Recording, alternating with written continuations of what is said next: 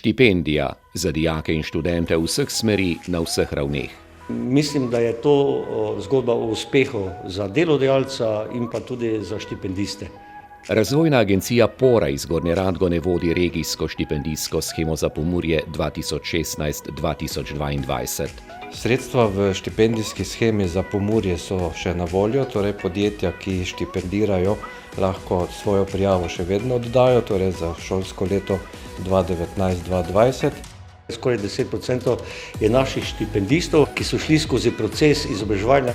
In lahko potem pridobijo sofinanciranje najmanj 50% ali pa 70% za deficitarne poklice. Informacije Razvojna agencija Pora Gornja Radgona do konca aprila. In tudi ti kadri so dejansko danes, moram reči, nosilci razvoja podjetja VAR.